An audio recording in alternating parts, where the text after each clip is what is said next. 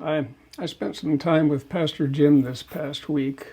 He was wondering what next Sunday might look like. As you know, a couple of your members, and specifically Douglas and Jim, have asked for the laying on of hands in respect to certain spiritual gifts.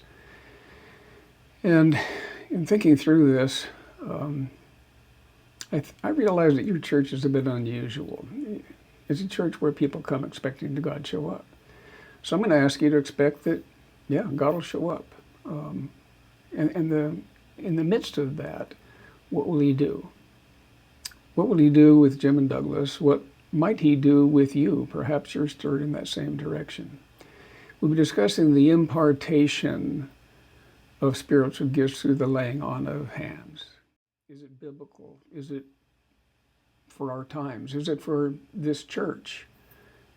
Most of what we'll discuss will have to do with Paul's explanation of the spiritual gifts and the Spirit itself, charism, and the spiritual gifts, the charismata that Paul speaks of in 1 Corinthians chapter 12.